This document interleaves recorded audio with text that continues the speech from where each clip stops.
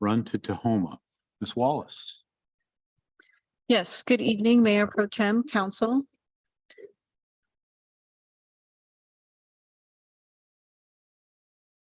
City staff received a special event application for the Unforgotten Run to Tahoma event February 2nd, 2023.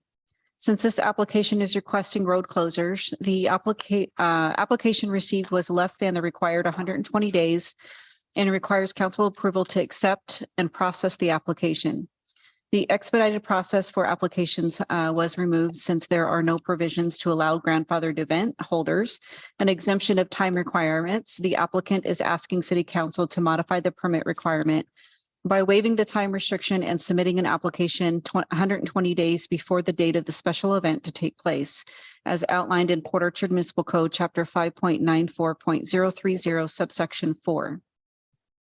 The application does state that it is an event. It is the Unforgotten Run to Tahoma. It's a celebration of life. It's a formal procession,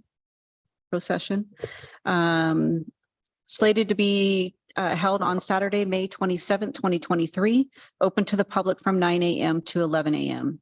It will be held at the Kitsap County Administrative Building on Division Street. Division Street is one of the recommended road closure. It would be from Klein Avenue to Sydney Avenue, a rolling closure starting on Sydney between Division Street and Tremont Street, and then Tremont Street between Sydney Avenue and State Route 116. In addition to the pursuant to Port Orchard Municipal Code of 5.94.050, subsection 4, staff is required to bring forward the special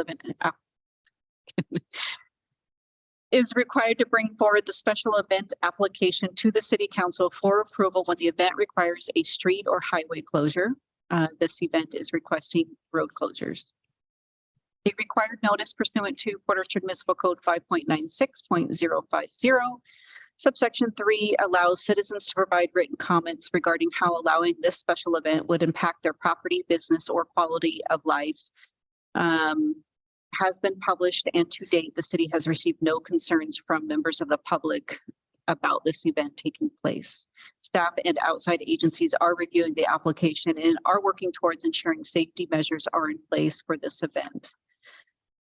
With that, staff supports the application upon the event meeting the required necessary public safety and traffic control provisions. Councilmember Clausen. Mr. Mayor, I move to approve the Unforgotten Run to Tahoma application and the event being held on May 27th, 2023.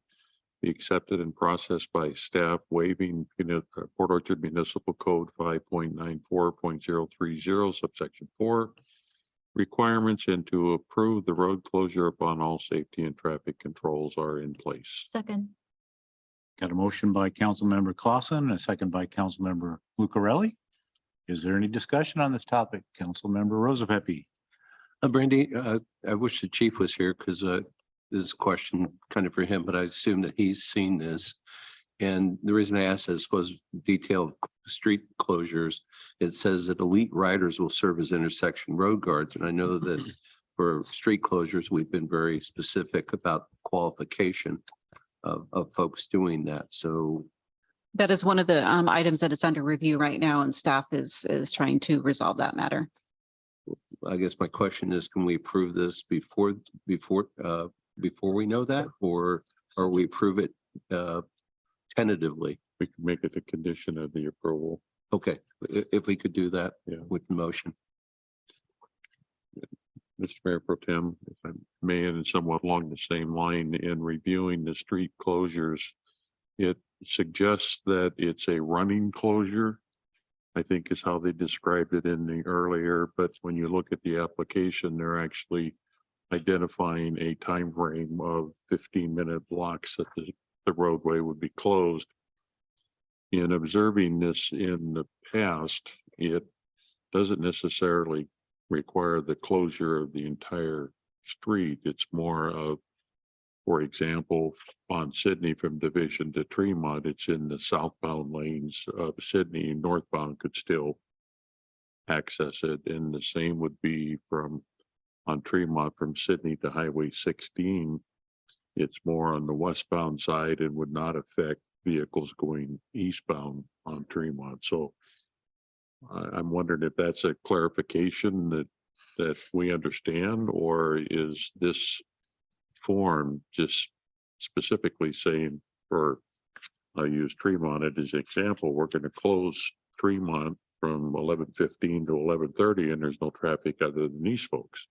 That's what they indicated on their application, but based on feedback that I received from staff and outside agencies, that's not the plan that we're going to approve. It's my understanding that the modified plan would be how they proceeded last year, which they will close Division Street from Sydney to Klein. That is where they're going to hold their event. So that's the only road closure that we're seeing right now from staff that we're asking council to close is Division Street. There will be an opportunity when the event is over. They will there'll be a coordinated effort to open up Sydney. And once the traffic is clear on Sydney, then they will allow the participants to leave. And that is pretty much the end of the road closures. Correct. Well, Yeah, the my only structure, understanding is that it's more of a procession of motorcycles that leave the courthouse, travel south on Sydney. They're basically taking the cremated remains over to the cemetery in Tahoma. Correct. correct. That's the understanding. And in the previous years, the only street we're closing is actually Division itself. Right, right. And then when they leave there, I think they're just determining that's the road, that's the procession route. It's really a first come, first served basis. And then when they get to a signaled intersection, it either needs to be controlled by law enforcement or appropriate traffic control procedures to get through there, or they're going to have to stop. Who is the official approver of this procession? Is it the police chief? Is it? It's a combination. combination. Yeah, it's a combination. I coordinate with the police chief on safety measures and traffic control proceedings and how we communicate with them on what we want to see. Our current code requires that they meet the safety standards and the traffic control standards set by law enforcement and public works. That's what our code. Mr. Mayor Pro Tem, if I may, I'd like to amend my motion to include that this is approved with the concurrence of the city's police chief and public works director. Accepting it. That's all right with the second. I'm not sure who seconded That's it. fine by me. The second was Yes. Councilmember Lucarelli. Yes. You're good with that? Yes. All right, that's good. So we've got that recovered. I have a comment, and this may be beating it to death, but based on the application, the details of closure do suggest there might be single lane alternating traffic if they do close those intersections. I mean, the way this is presented. I don't anticipate that they're wanting to close it at all. Okay, yeah, but based on what you said, it sounds like they just want to make sure their possession has the Correct. access to leave. So the details of the closure are actually very concerning. Yes, As yeah, presented. they're proposing to stop traffic in the middle of Tremont and Sydney with bikers in the middle of the road, correct? Which is unacceptable and illegal, so. That's why I put it, that it has to be approved by. So those. I just concerns can be visualized addressed. single lane alternating traffic and I thought, oh my God. And they can acknowledge the fact that they won't do that, but if they go and do that, they knowingly broke the law and our recommendations, so we're not liable. We give them the appropriate path to move forward if they wanted to. Any other discussion on this one? And I can just assure the council too, that in the last year when we worked with the applicant, he was pretty accommodating to the city's changes and requests. So, as well as other outside agencies accommodations as to keep the traffic flowing. Just for maybe futures, I don't know if this is time sensitive, but it is a little odd to be discussing and perhaps approving a plan that isn't really approved yet, Plan, vetted. yeah. It's like we're putting the cart ahead of the horse just a little bit. So maybe in the future, before coming to council, that we would have a defined request. It seems, especially with all the other parades and just in an attempt to make sure everyone's following the same protocol. Maybe we could narrow it in exactly what we're approving before it heads our way. And if the council is comfortable with it, we can do the same as we did for a previous applicant, is just approve the accepting and processing of the application because of the time submittal and waive that time submittal. And then I can bring back before you in the next couple of meetings, the final plan approved by staff. I like That's that. better. I like Yeah. that a I lot prefer better. that. I like that too. Absolutely. All right, so would we need a new motion for that? Or just, Or you guys can take a vote and go a different direction and create a new motion if you'd like, or I think the Withdraw. motion as a, well, maybe you already have an idea. Go ahead. Well, I was going to withdraw my motion and make a new motion. Perfect. That works Absolutely. as There well. we go. I If was trying to that's wordsmith acceptable. it. So. I'll withdraw the second. Perfect. The amended second. All right, so do we have a new motion? Councilmember Clausen? Yes, Mr. Mayor Pro Tem, I would like to make a motion that we approve the timing of this application and what else should I be approving, Brandy? That's it. Authorize the acceptance of the application and waive the time limit. Okay, that's exactly what I meant to say. What you said. That's what I heard. I heard Yeah. you. Second, All right, we've perfect. got a motion by Councilmember Clausen and a second by Councilmember Cucciardi to accept the application as it sits And waive. in and the waive Wait, the timeline. the timeline. Yeah. The required timeline. Any discussion on that motion? I think that we may have been a little bit negative. We all know that this is a good event Yeah. and a good reason for having it. We just want to make sure that the i's are dotted and t's are crossed. And thank you, Brandy, for following up with that. And same with Tony, with your department and the chief. So wait for more information. I would agree with Councilmember Rosa Pepe as well. Yep. It is important that we have all our i's crossed and t's dotted, or vice versa. All right, so with that all being said, all those in favor of the new motion, say aye. Aye. Any opposed? Nay. So we have that motion Thank you. passes as well. We are on to discussion item. Mr. Bond has been sitting over there patiently, so quiet. This is your topic, Mr. Bond. Yeah, I'll try to keep it brief.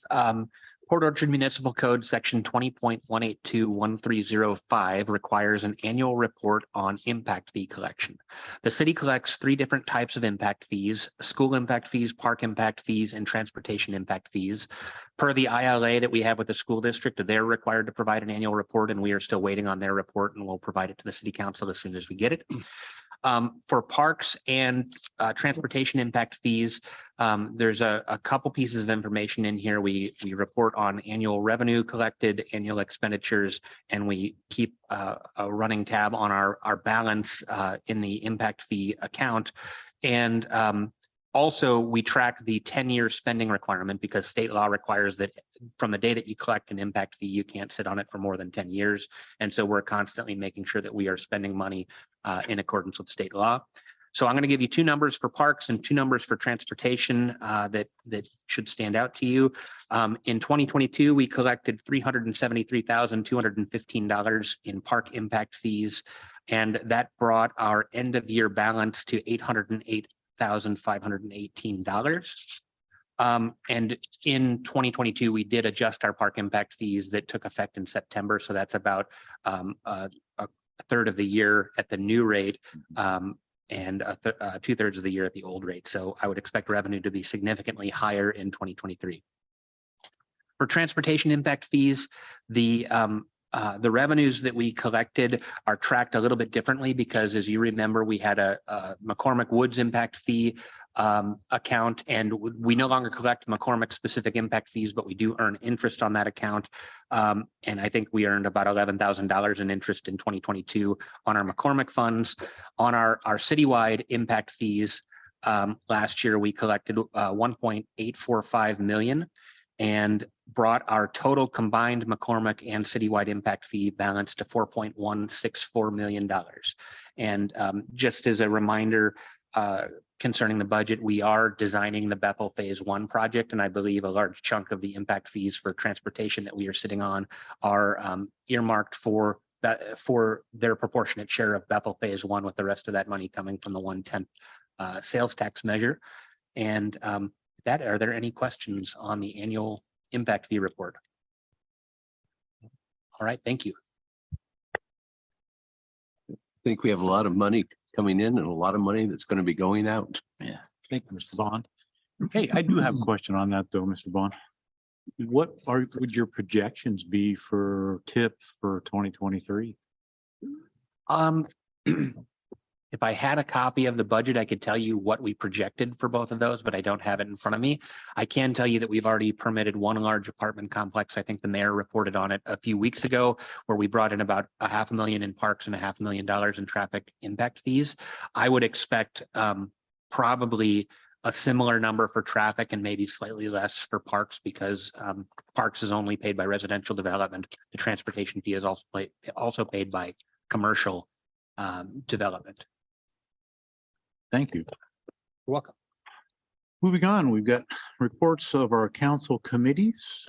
Economic Development doesn't meet till April 17th. We just had a utilities meeting tonight. Councilmember Lucarelli, do you have a report for us? Okay, so we discussed the Foster Pilot Project update, working towards some resolution, including the tribes. That looked somewhat promising.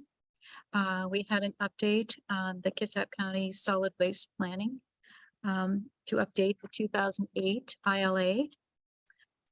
We're also talking about wells 4 and 7. It appears that a well has been discovered right here at City Hall, and trying to figure out where it is draining to and what to do about it. The most important thing of all is that there may be some water rights associated with that well.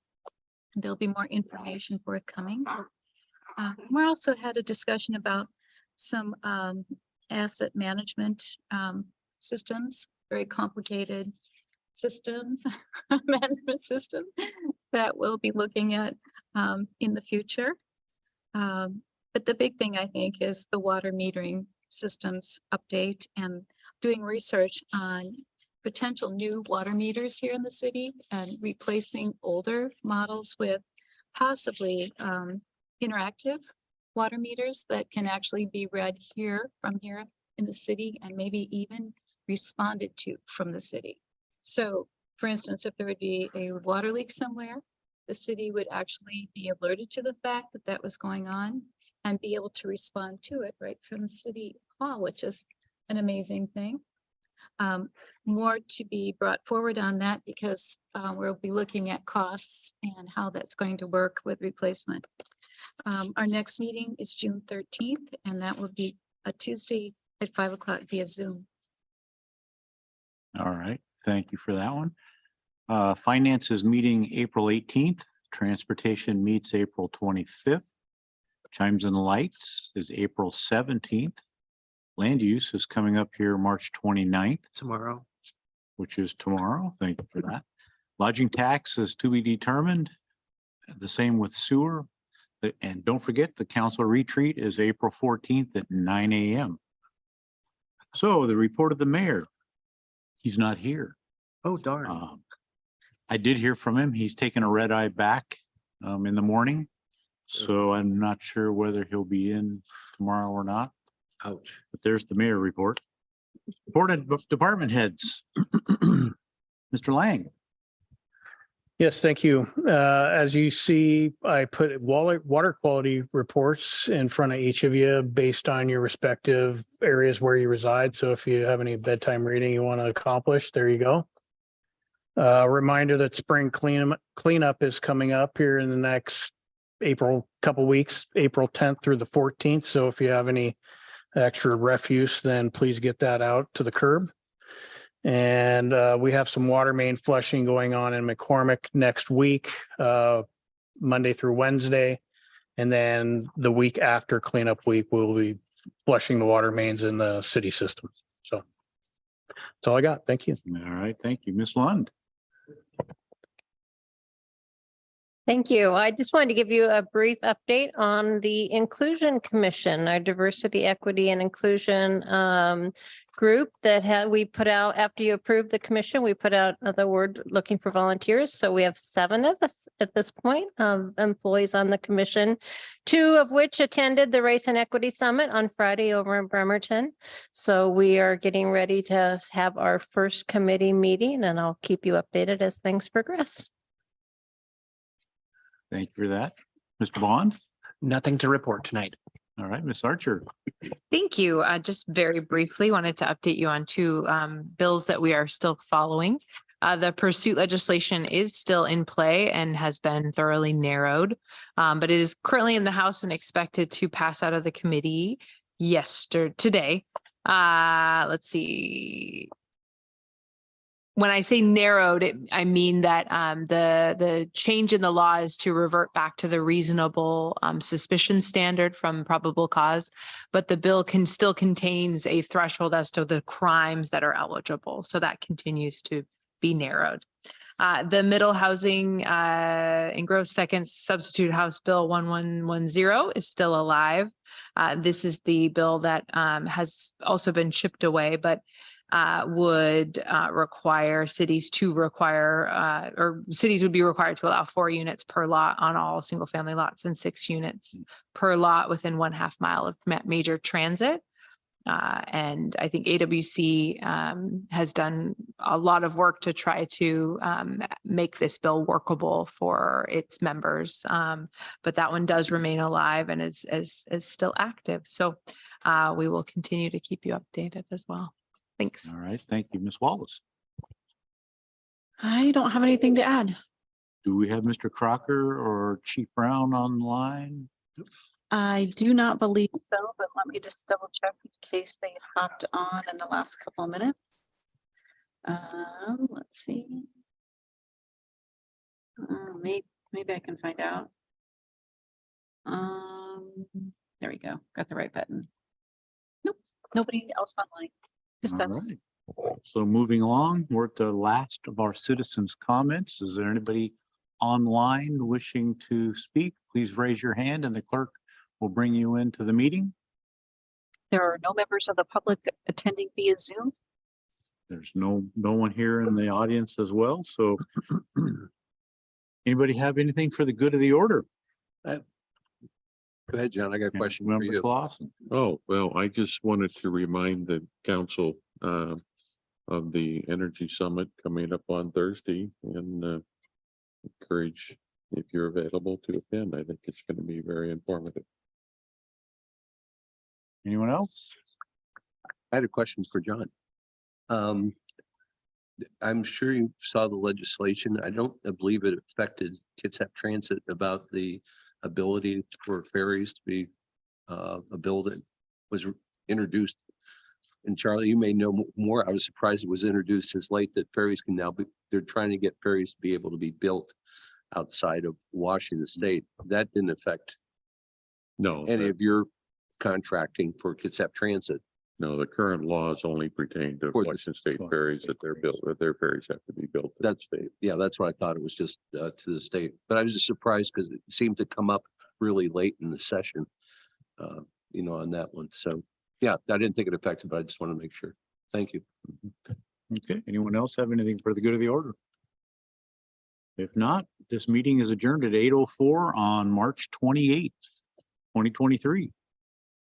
So Nick, just to let you know, and when I was down at Palm Desert a couple of weeks ago, I was surprised when I saw that their cell phone towers look like a palm tree. It was weird.